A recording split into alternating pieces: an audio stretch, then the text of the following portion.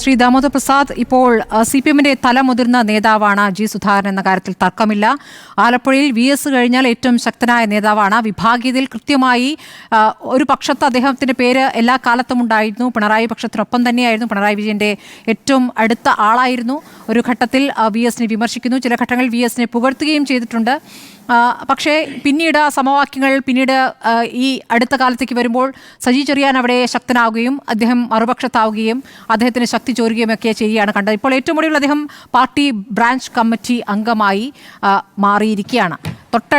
വീടിന് തൊട്ടടുത്ത സമ്മേളനത്തിൽ പോലും ക്ഷണിക്കപ്പെടാതെ പോകുന്ന ഒരു നേതാവായി മാറിയിരിക്കുകയാണ്. അപ്പോഴാണ് തൻ്റെ പ്രസക്തി അദ്ദേഹം മറ്റ് രാഷ്ട്രീയ പാർട്ടികളിലെ നേതാക്കളുടെ സന്ദർശനത്തോടുകൂടി വെളിവാക്കി കൊടുക്കുന്നത്. ഇതിൽ CPM-ന് ഒരു അമ്പരപ്പ് ഉണ്ടായിട്ടുണ്ട് എന്ന് താങ്കൾ കരുതുന്നുണ്ടോ?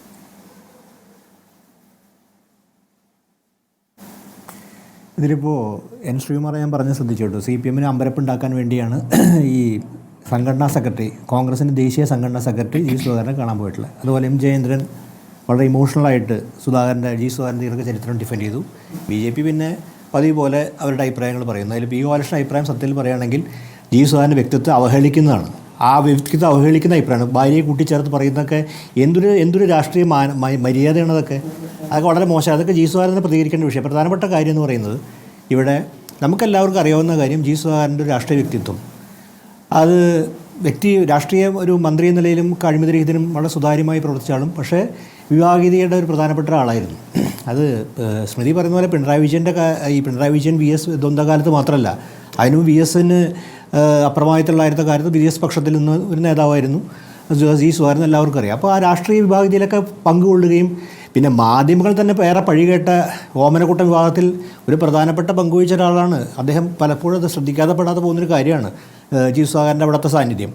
അപ്പോൾ അങ്ങനെയൊക്കെയുള്ളൊരു വ്യക്തിത്വം. അദ്ദേഹത്തിൻ്റെ മറ്റ് ചില കഴിവുകളും മികവിനെക്കുറിച്ചൊന്നും പറയുന്നില്ല. പക്ഷേ ഇവിടെ പ്രധാനപ്പെട്ട കാര്യം നമ്മുടെ രാഷ്ട്രീയത്തിൻ്റെ സ്വഭാവമാണ്. ഈ കഴിഞ്ഞ കുറച്ച് കാലത്തൊക്കെ ട്രെൻഡ് DGP-യുടെ സഹോദര സന്ദർശനം പോലെ തന്നെ, DGP-യുടെ സ്വകാര്യ സന്ദർശനം പോലെ തന്നെ സന്ദർശന രാഷ്ട്രീയം, അതാണ് ഇപ്പോഴത്തെ ഒരു പുതിയ ട്രെൻഡ് എനിക്ക് തോന്നുന്നു. ആൾക്കാരെ ചാകിട്ട് പിടിക്കുക.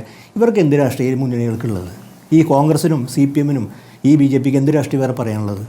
അപ്പോൾ ഒന്നും പറയാനില്ല. ഇങ്ങനെ എന്താ പറയുക, കോൺഗ്രസ് സംബന്ധിച്ചുള്ള അതീവമായ രീതിയിൽ അവരുടെ ആൾക്കാർ കൊഴിഞ്ഞു പോകുന്നതിനെക്കുറിച്ച് ദേശീയ സംഘടനാ സെക്രട്ടറിക്ക് വലിയ ഉത്കണ്ഠയുണ്ടെന്ന് എനിക്ക് തോന്നില്ല. കാര്യം മറ്റു പല സംസ്ഥാന ആൾക്കാർ പോയിക്കൊണ്ടിരിക്കുകയാണ്. അപ്പോഴാണ് ജി സുധാകരനെ കാണാം. പക്ഷേ നമുക്കറിയാം സൗഹൃദ സന്ദർശനം ഉണ്ടായിരിക്കും. അത് പ്രത്യേക കാലയളവിലാണ് ഉണ്ടാകുന്നത്. കാരണം നിങ്ങൾ നേരത്തെ എല്ലാവരും സൂചിപ്പിച്ച പോലെ ഈ സമ്മേളനത്തിൽ ജി സുധാകരനെ ക്ഷണിച്ചില്ല എന്നൊരു പശ്ചാത്തലത്തിലാണ് ഒരു രാഷ്ട്രീയ സന്ദേശത്തിലേക്ക് കാണാൻ പോകുന്നത്. തീർച്ചയായിട്ടും ജി സുധാകരൻ വളരെ വിവേകമുള്ളൊരു മനുഷ്യൻ, രാഷ്ട്രീയമുള്ള പ്രായോഗിക രാഷ്ട്രീയത്തെക്കുറിച്ച് അറിയുന്നുള്ള നിലയ്ക്ക് ആ സന്ദർശനം അദ്ദേഹവും ഉപയോഗിച്ചു. കാരണം അദ്ദേഹം ഒരു പക്ഷേ പറയുന്നുണ്ട്, നമുക്കദ്ദേഹം CPM എന്ന് പോകുമെന്ന് തോന്നുന്നില്ല. കാരണം ദീർഘകാലം CPM-ൻ്റെ രാഷ്ട്രീയത്തിൽ നിൽക്കുകയും അതിൻ്റെ എല്ലാ വിധത്തിലുള്ള നേതൃത്വങ്ങളെത്തുകയും സ്ഥാനമാനങ്ങളൊക്കെ അനുഭവിക്കുകയും ചെയ്ത് അദ്ദേഹം പെട്ടെന്നൊരു ദിവസം അദ്ദേഹത്തിൻ്റെ രാഷ്ട്രീയം വിട്ടെറിഞ്ഞ് പോകുന്നു. നമുക്ക് ഇപ്പോൾ സരിനോ അല്ലെങ്കിൽ സന്ദീപ് വാരോ ചെയ്ത പോലെ ജി സുധാകരൻ ചെയ്യുന്ന നമുക്ക് പ്രതീക്ഷിക്കാൻ പറ്റില്ല. കാര്യം അദ്ദേഹത്തിൻ്റെ രാഷ്ട്രീയ വ്യക്തിത്വം അവരെ പോലെയല്ല. അത് വേറൊരു തലത്തിൽ നിന്ന് വരുന്ന രാഷ്ട്രീയ വ്യക്തിത്വമാണ്. വേറെ തരത്തിലുള്ളൊരു എന്താ പറയുക, വളരെ ജൈവമായിട്ടുള്ള രൂപപ്പെട്ട രാഷ്ട്രീയ വ്യക്തിത്വമാണല്ലോ. അപ്പോൾ അത് പെട്ടെന്ന് പ്രതീക്ഷിക്കുന്നില്ല. ഈ പ്രായത്തിലെ പോക്ക് എന്ന രൂപത്തിലാണോ താങ്കൾ അതിനെ കാണുന്നതെങ്കിൽ വിശ്വനാഥ മേനോനൊക്കെ പോയ ഒരു ചരിത്രമുണ്ട്. അല്ല, അവിടെ അത് പ്രധാനപ്പെട്ട കാര്യമാണ്. ജി സുധാകരൻ രാഷ്ട്രീയ പ്രശ്നം ഉന്നയിക്കുന്നത് നമ്മുടെ ഈ കാലത്ത് കാണുന്നൊരു കാര്യം, ഈ ട്രെൻഡാണ് സ്മൃതി ശ്രദ്ധിക്കേണ്ടത്. എന്തെങ്കിലും രാഷ്ട്രീയ അടിസ്ഥാനത്തിലാണോ ഇവരാരെങ്കിലും, ഇപ്പോൾ TK ഹംസയുടെ കാര്യം അദ്ദേഹം പറഞ്ഞു. മലപ്പുറത്ത് രാഷ്ട്രീയ വലിയ കൊടുങ്കാറ്റ് ഉയർത്തിക്കൊണ്ടാണ് TK ഹംസ അന്ന് കോൺഗ്രസിൽ നിന്ന് വിട്ട് CPM-ൽ ചേരുന്നത്. ആ ചരിത്രം ഓർക്കുന്നവർക്കറിയാം. ഒരു രാഷ്ട്രീയ പ്രശ്നം ഉന്നയിച്ചിരുന്നു. ഇന്ന് ഒരു എന്തെങ്കിലും രാഷ്ട്രീയ പ്രശ്നം ഉന്നയിച്ചിട്ടുണ്ടോ? സ്ഥാനം കിട്ടുന്നില്ല, ഷെഡ് കയറ്റി, ഒതുക്കപ്പെട്ടിരിക്കുന്നു തുടങ്ങിയിട്ടുള്ള തികച്ചും ഇതിനെന്ത് രാഷ്ട്രീയ സാമൂഹ്യമായിട്ട് എന്ത് തരത്തിലുള്ള പ്രസക്തിയാണുള്ളത്? അപ്പോൾ ഇത്തരം ആൾക്കാരെ ചാക്കിട്ട് പിടിക്കാനൊക്കെ ആയിട്ട് നടക്കുന്ന മറ്റ് രാഷ്ട്രീയ പ്രസ്ഥാനം അത് വെച്ച് ഇവർക്കിപ്പോൾ ജി സുധാകരൻ കോൺഗ്രസ്സിന് വന്നുകൊണ്ട് കോൺഗ്രസ്സിന് ഈ തെരഞ്ഞെടുപ്പ് വലിയ നേട്ടം ഉണ്ടാക്കാനും മുകളിലൊരു ഗുണം. പക്ഷേ ഒരു സാധനം ഞങ്ങൾ ചെയ്തു, ഒരാളെ കൊണ്ടുവന്നു എന്നൊരു പ്രതീതി സൃഷ്ടിക്കാന്നല്ല. പക്ഷേ ഇതിന് വല്ല രാഷ്ട്രീയമുണ്ടോ? ഈ കേരളത്തിൽ കഴിഞ്ഞ കാലത്ത് നടന്ന ഈ മാറ്റങ്ങൾക്ക് എന്തെങ്കിലും രാഷ്ട്രീയമുണ്ടോ? ആൾക്കാരെ അങ്ങോട്ട് അടിച്ചുകൊണ്ടിട്ട് അങ്ങോട്ട് പോകാന്നല്ല. ഇവരെല്ലാവരും തന്നെ ജി സുധാകരൻ രാഷ്ട്രീയ ബോധമുള്ള ഒരാളെന്ന നിലയിൽ അങ്ങനെ ഒരു പരിപാടി ചെയ്യുന്ന എനിക്ക് തോന്നുന്നു. അങ്ങനെ ഒരു മറുകണ്ഠം ചാടാനായിട്ട് കോൺഗ്രസിലേക്ക് എത്തിച്ചാൽ കോൺഗ്രസിന് നേട്ടമൊക്കെയുണ്ട്. ശ്രീ ദാമോദർ പ്രസാദ്, കഴിഞ്ഞ തവണ അമ്പലപ്പുഴയിൽ 10200 വോട്ടിനാണ് ലിജുവിന്റെ പരാജയം. അതൊന്ന് ഓർക്കണം. 10200 വോട്ടിന്. അത് ജി സുധാകരൻ്റെ സ്വാധീനത്താലാണ് എന്ന ആരോപണം അവിടെ ഉയരുന്നുണ്ട്. 2016 ജി സുധാകരൻ അവിടെ 23,000 വോട്ടിന് ജയിച്ച മണ്ഡലം കൂടിയാണെന്ന് ഓർക്കണം.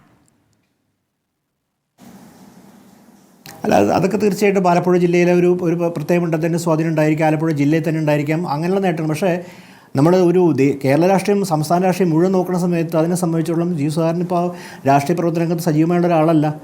മാത്രം രാഷ്ട്രീയമായ കാര്യങ്ങൾ കൊണ്ട് ഇത് ആൾക്കാരും ഒരുപക്ഷെ ജി സുധാകരനെ തന്നെ വിശദീകരിക്കേണ്ടി വരും എന്തുകൊണ്ട് തനിക്ക്. പക്ഷേ അദ്ദേഹത്തിന് തന്നെ ആവർത്തിച്ച് പ്രസ്താവിക്കുന്ന കാര്യം, ഞാനിവിടെ പറഞ്ഞ ജി സുധാകരൻ്റെ പക്ഷത്ത് നിന്നുകൊണ്ട് സംസാരിക്കാനല്ല ഉദ്ദേശിക്കാൻ. പക്ഷേ നമ്മുടെ ഈ രാഷ്ട്രീയത്തിൻ്റെ ട്രെൻഡ് എന്ന് പറയുന്നത് ഇങ്ങനെയുള്ള ചില നീക്കങ്ങൾ നടത്തിക്കൊണ്ട് രാഷ്ട്രീയമായിട്ടുള്ള മേൽക്കൈ നേടാനുള്ള ഒരു അവസരവാദ രാഷ്ട്രീയത്തിൻ്റെ അതൊക്കെ എല്ലാ കാലത്തും ഉണ്ടായിരുന്നു എന്ന് പറയാൻ പറ്റും, മുമ്പ് നമുക്കുണ്ടായിരുന്നു. പക്ഷേ എന്തെങ്കിലും രാഷ്ട്രീയമായ കാര്യങ്ങൾ പറയാൻ സാധിക്കണ്ടേ? വ്യക്തിപരമായ നഷ്ടങ്ങളോ അല്ലെങ്കിൽ അവർക്ക് സ്ഥാനം പോയതൊക്കെയാണോ ഇതിൻ്റെ അകത്ത് എന്തെങ്കിലും പ്രസക്തമായ കാര്യം? അപ്പോൾ യാതൊരു പ്രസക്തിയും യാതൊരു പ്രാധാന്യവും ഇല്ലാതാവുമ്പോൾ അങ്ങനെ അതിന് പേരിൽ അത് ഇതൊക്കെ പറഞ്ഞ് അങ്ങനെ അപ്പോഴും ഞാൻ പറയുന്നത്, എനിക്ക് തോന്നി ജി സുധാകരനെ പോലുള്ള അങ്ങനെ ഒരു തൻ്റെ പ്രസക്തി അറിയിക്കാൻ വേണ്ടി ഇതൊക്കെ ഉപയോഗിക്കാം. അത് അദ്ദേഹത്തിൻ്റെ പ്രായോഗിക രാഷ്ട്രീയ വിവേകം. പക്ഷേ എൻ്റെ അപ്പുറത്തേക്ക് രാഷ്ട്രീയത്തിലേക്ക് മാറുക എന്ന് പറയുന്നത് ദീർഘകാലത്ത് അദ്ദേഹം രാഷ്ട്രീയ പ്രവർത്തനമൊക്കെ ചെയ്യുന്ന എനിക്കത് നമുക്ക് ഉൾക്കൊള്ളാനാവാൻ അല്ലെങ്കിൽ ഒരുപക്ഷെ നമുക്ക് വിചാരിക്കാൻ പറ്റാത്തൊരു കാര്യമാണ്. പക്ഷേ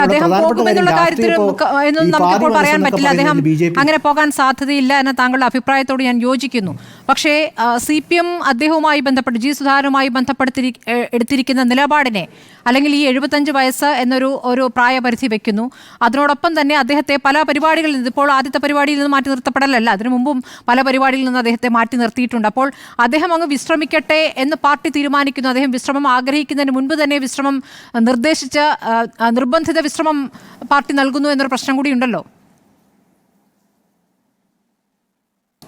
അത് അദ്ദേഹം ഇപ്പോഴല്ല, കുറച്ച് കാലമായിട്ട് പല രീതിയിലും അദ്ദേഹത്തിന് ഇഷ്ടക്കേടുകൾ പല രൂപത്തിലും അവതരിക്കുന്നുണ്ട്. അത് പ്രത്യേകിച്ച് ഗവർണൻസായി ബന്ധപ്പെട്ട് തൻ്റെ ഇഷ്ടക്കേടുകൾ പ്രകടമാക്കാറുണ്ട്. അതൊക്കെ ഒരുപക്ഷെ തന്നെ തനിക്ക് വേണ്ട പോലെ തന്നെ അംഗീകാരം പാർട്ടി തരുന്നില്ല എന്നുള്ള വിഷമത്തിൽ നിന്നായിരിക്കാം. പക്ഷേ ഇവിടെ പ്രധാനപ്പെട്ട കാര്യം, അത് അദ്ദേഹത്തിൻ്റെ വ്യക്തിപരമായിട്ടുള്ള കാര്യം. നമ്മുടെ രാഷ്ട്രീയമായിട്ട് നോക്കുന്ന സമയത്ത് കേരളത്തിൽ നമ്മൾ മറ്റ് രാഷ്ട്രീയ പ്രശ്നങ്ങളായി ബന്ധപ്പെട്ട് കാണുന്ന സമയത്ത് ഇതിൻ്റെ പ്രത്യാഘാതം എന്തുകൊണ്ടാണ് എന്തുകൊണ്ട് സംഭവിക്കുന്നത്, എന്താണ് ഇതിൻ്റെ ഈ മുന്നണികളുടെ രാഷ്ട്രീയം അല്ലെങ്കിൽ സംഘടന രാഷ്ട്രീയം ഈ മട്ടിലാവുന്നത്? ഇപ്പോൾ ഉദാഹരണം CPM വിവാഹിതയെക്കുറിച്ച് പറഞ്ഞു. ഇത് വിവാഹിതയെക്കുറിച്ച് നീണ്ട ചരിത്രം CPM-നുണ്ട്. ഇപ്പോൾ ഉദാഹരണം നിങ്ങൾക്കറിയാം, അച്ചടി മാധ്യമത്തിൻ്റെ കാലത്ത് വിവാഹിതയായിരുന്നു VS-ഉം CIT-യും തമ്മിലുണ്ടായിരുന്ന വിവാഹിത. ദൃശ്യമാധ്യമം പോലിമയോടുകൂടി അവതരിപ്പിച്ചാണ് പിണറായി VS ദ്വന്ദ്വയുദ്ധം. ഇന്നിപ്പോൾ നടക്കുന്ന നാട്ടിൽ ഇവരുടെ വിഭാഗീയത എന്ന് പറഞ്ഞാൽ അവരുടെ പൊട്ടിത്തെറിക്ക് എന്തെങ്കിലും ഒരു രാഷ്ട്രീയ അടിസ്ഥാനമുണ്ടോ? എന്തെങ്കിലും തടിച്ചു കൊടുത്ത് അധികാരത്തിൽ കൊടുത്തൊരു പാർട്ടിയെ എന്തെങ്കിലും രാഷ്ട്രീയ. അതെ, അപ്പോൾ അത്ര നിലയ്ക്ക് അപ്പോൾ അത് ആലോചിക്കേണ്ട കാര്യം, ആ CPM എന്ന് പറയുന്ന ഒരു ഇടതുപക്ഷ രാഷ്ട്രീയ സംഘടനയ്ക്ക് സംഭവിച്ച ദുർഗതിയുടെ ലക്ഷണം കൂടിയായിട്ടാണ് കാണുന്നത്. ഇത്തരം വിഭാഗീയത താഴെത്തട്ടുണ്ടെങ്കിൽ അതിനൊരു രാഷ്ട്രീയമില്ല. മാത്രമല്ല സംസ്ഥാനത്തിന് നേതൃത്വം കൊടുക്കാൻ പണ്ട് അതിൻ്റേതായ ഇപ്പോൾ CIT ഒരു പക്ഷത്തുണ്ട്, അങ്ങനെയൊക്കെ പിന്നീട് VS-ഉം അങ്ങനെയുള്ള നേതൃത്വം ഉണ്ടെങ്കിൽ അതിനൊരു പ്രത്യശാസ്ത്ര പരിവേഷം നൽകാൻ അറ്റ്ലീസ്റ്റ് ചുരുങ്ങിയ MN വിജയനെ പോലെ പ്രധാനപ്പെട്ട ചിന്തകന്മാരെ ന്യായീകരിക്കാനോ വ്യാഖ്യാനിക്കാനൊക്കെ ഉണ്ടായിരുന്നു. ഇപ്പോൾ എന്താ ഉള്ളത്? ഈ താഴെത്തട്ടിൽ നടക്കുന്ന അതൊരു ദുർഗതിയായിട്ടാണ്. കാര്യം വിഭാഗീയത CPM സംബന്ധിച്ചിടത്തോളം വലിയ നഷ്ടക്കച്ചവടം ആയിരുന്നില്ല എന്നുള്ളത് നമ്മുടെ യാഥാർത്ഥ്യം. കാര്യം വിഭാഗീയത കൊടുമ്പിരികൊള്ള സ്ഥലത്തും CPM അധികാരം തിരിച്ചു വന്നിട്ടുണ്ട്, നല്ല ഭൂരിപക്ഷം തിരിച്ചു വന്നപ്പോൾ വിഭാഗീയത CPM സംബന്ധിച്ചിടത്തോളം അതിൻ്റെ അകത്ത് ആന്തരിക പ്രശ്നങ്ങൾ സൃഷ്ടിച്ചെങ്കിലും വലിയ പ്രയോഗത്തിൽ വലിയ നഷ്ടം സംഭവിച്ചില്ല. അപ്പോൾ വിഭാഗീയതയൊക്കെ നേരിടാനായിട്ടുള്ള ഒരു മാനേജ്മെൻറ്റ് സ്കില്ല് CPM. അതായത് കോൺഗ്രസിൻ്റെ ഗ്രൂപ്പിസം പോലെ ഒരു ഇക്വിലിബ്രിയമാണ് ഇപ്പോൾ CPM നോക്കുന്നത്. അപ്പോൾ കോൺഗ്രസ് ഇപ്പോൾ തൽക്കാലം പ്രശ്നമില്ല, കാര്യം അതിൻ്റെ അകത്തുള്ള ഗ്രൂപ്പുകൾ പ്രത്യേക ഇക്വിലിബ്രിയം നേടിയ സ്ഥിതിക്ക് അതിൻ്റെ അകത്ത് നമ്മൾ പ്രശ്നങ്ങൾ കാണുന്നില്ല. അതേപോലെ തന്നെ ഒരു പ്രത്യേക ഇക്വിലിബ്രിയത്തേക്കാണ് ആ രാഷ്ട്രീയവൽക്കരിക്കപ്പെട്ട അപ്രത്യയശാസ്ത്രവൽക്കരിക്കപ്പെട്ടിരിക്കുന്ന ഒരു പാർട്ടിയുടെ അവസ്ഥയിൽ. അപ്പോൾ ഇതിങ്ങനെയുള്ള നേതാക്കൾ തമ്മിൽ താഴെത്തട്ടിൽ പോയി പിരിച്ചുവിടുക, അവിടെ സംസ്ഥാന സെക്രട്ടറി തന്നെ പോയിട്ട് അതിൻ്റെ പ്രവർത്തനം ഇതാക്കുക. അപ്പോൾ ആ നിലയിൽ ഒരു അരാഷ്ട്രീയവൽക്കരിക്കപ്പെട്ട ഒരു സാഹചര്യത്തിലാണ് ഇത്ര സന്ദർശനങ്ങൾ പ്രകാശ് ജാവ്ദേക്കറെ കാണാൻ പോയതും അതിൻ്റെ നടപടി.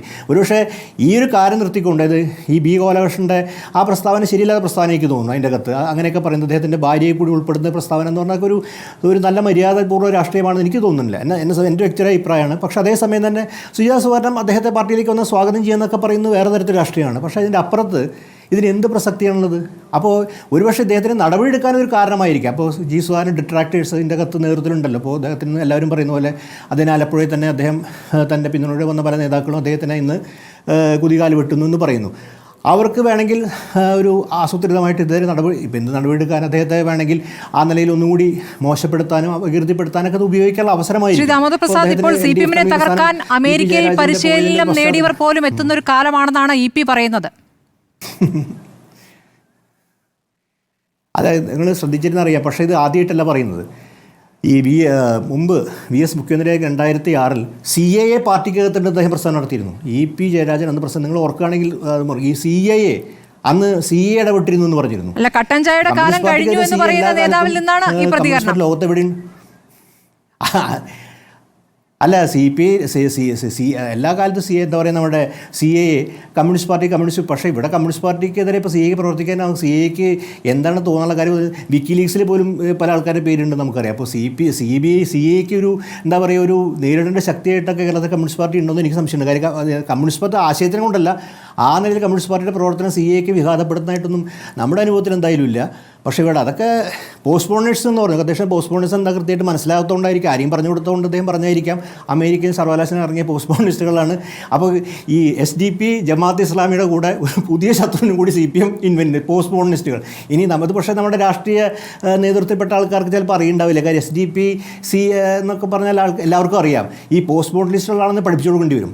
ഒരുപക്ഷെ EP ചാരനും പഠിക്കേണ്ടി വരും. കാര്യം SDP ജമാഅത്ത് ഇസ്ലാമി പോസ്റ്റ്പോണിസ്റ്റുകൾ. ഇനിയിപ്പോൾ ആരാണ് ഈ പോസ്റ്റ്പോണിസ്റ്റ്? അപ്പോൾ എനിക്ക് തോന്നുന്നു BJPയുടെ പ്രതിനിധി അഡ്വക്കേറ്റ് കൃഷ്ണദാസനോ അല്ലെങ്കിൽ N ശ്രീകുമാറിനോ ഇവരൊക്കെ ഇനി പോസ്റ്റ്പോണിസ്റ്റെ കുറിച്ചൊരു വലിയ ക്ലാസ് എടുത്തുകൊണ്ട്. കാര്യം SDP പോലെ എന്തോ ഒരു സംഭവം ഇവിടെ സംഘടന ഉണ്ടാക്കിയിട്ട് ആസൂത്രണം പ്രവർത്തിക്കുന്ന ആൾക്കാരാണല്ലോ പോസ്റ്റ്. അപ്പോൾ ഈ നിലയിൽ അതാണ് പറയുക ഇവിടെ സംഭവിക്കുന്നത്. രാഷ്ട്രീയമായിട്ടുള്ളൊരു ധാരണ, ഒരു ശോഷണം, ആ നിലയ്ക്കുള്ളൊരു എന്താ പറയുക, ഒരു അന്തർബലം നഷ്ടപ്പെടും, ഇന്നർ സ്ട്രെങ്ത് നഷ്ടപ്പെടുന്ന അവസ്ഥ, അപ്രത്യയശാസ്ത്രവൽക്കരിക്കപ്പെട്ട് എന്നിട്ട് ഇതിനൊക്കെ വൈകാരികമായി ഡിഫെൻഡ് ചെയ്യുന്ന ആൾക്കാർ. രാഷ്ട്രീയം പരിപൂർണമായിട്ട് നഷ്ടപ്പെട്ട ഇടതുപക്ഷത്തിന് വൈകാരികമായി ഡിഫെൻഡ് ചെയ്യുന്ന പ്രസക്തിയുള്ളത്. എന്നിട്ട് അത് പറഞ്ഞ് കുറേ വൈകാരിക പ്രതീതി സൃഷ്ടിക്കുക. അതിനൊന്നും യാതൊരു പ്രസക്തിയില്ല, ഒരു കാര്യമില്ല. അതൊക്കെ ആൾക്കാർ ചിരിച്ചു തള്ളുന്ന കാര്യം. അപ്പോൾ ഇത്തരം വൈകാരികത കൊണ്ടുവരുന്ന മൂടി വയ്ക്കാൻ ശ്രമിക്കുക. അപ്പോൾ യഥാർത്ഥത്തിലൊരു നമ്മൾ സമൂഹത്തിൽ രാഷ്ട്രീയം എന്ന് പറയുന്നത് അതിൻ്റെ സാമൂഹികമായിട്ടുള്ള ഘടനയിലെ നിലനിൽക്കുന്ന അവസ്ഥയും അതിൻ്റെ വിഭവവുമായി ബന്ധപ്പെട്ട പല വിഷയസാണ് നമ്മൾ രാഷ്ട്രീയം എന്ന് നമ്മൾ വിശേഷിപ്പിക്കുന്നത്. ആ രാഷ്ട്രീയത്തിൻ്റെ അകത്ത് എന്താ ഉള്ളത്? ഒരു ചുക്കുമില്ല രാഷ്ട്രീയം. അങ്ങോട്ട് ഇങ്ങോട്ട് ആൾക്കാരെ പിടിക്കട്ടെ, അത് വലിയ സംഭവമാക്കി മാറ്റുക. ഇതുപോലെ ചുവന്ന ഷോൾ ഇട്ട് സ്വീകരിക്കുന്നൊരു പരിപാടി. ഞാൻ ആലോചിക്കുന്നതിന് നമ്മുടെ ഓർമ്മ ശരിയാണെങ്കിൽ TK ഹംസനെ ചുവന്ന ഷോൾ ഇട്ട് സ്വീകരിച്ചതായിട്ട് നമ്മുടെ ഓർമ്മയിൽ എവിടെയുണ്ടോ? എനിക്കല്ല, M ജയേന്ദ്രൻ സാറിന് വേണമെങ്കിൽ തിരുത്താം. എൻ്റെ ഓർമ്മയിലില്ല. കാര്യം നമ്മളൊക്കെ ഒന്ന് കോളേജിൽ പഠിക്കാൻ വേണ്ടിയായിരിക്കും, ഓർമ്മയില്ല. ഇപ്പോൾ ചുവന്ന ഷോൾ കുറേ മേടിച്ച് വെച്ചിരിക്കുകയാണ്. ചുവന്ന ഷോളാണോ പ്രത്യയശാസ്ത്രം? ചുവന്ന ഷോളാണോ ഈ പ്രത്യയശാസ്ത്രം എന്ന് വിളിക്കുന്ന സാധനം സ്വീകരിക്കും? ഭീമൻ രഘുവിൻ്റെ ശരീരത്തിൽ ഭീമൻ രഘുവിനും അത് ഇട്ട് കൊടുത്തു. ഭീമൻ രഘുവിന് എടുത്ത് കൊടുത്തു. കഷ്ടം തോന്നുന്നു എനിക്ക് വെച്ചിട്ടുണ്ടെങ്കിൽ ഭീമൻ രഘുവിന് എടുത്ത ഷോൾ തന്നെയാണ് ഇവർ സരിന് ഇട്ട് കൊടുത്തത്. അപ്പോൾ സരിനും ഭീമൻ രഘുവും ഒരേ രാഷ്ട്രീയത്തെ പ്രദാനം ചെയ്യുന്ന ഒരു അവസ്ഥയായി എന്നുള്ളത് വളരെ. അപ്പോൾ ഇതൊക്കെയാണ് ഈ നമ്മൾ കാണുന്ന ഈ പ്രതീതി ജനകമായിട്ടുള്ള ഒരു എന്താ പറയുക അവസ്ഥയുടെ ഒരു അതിൻ്റെ ശരി.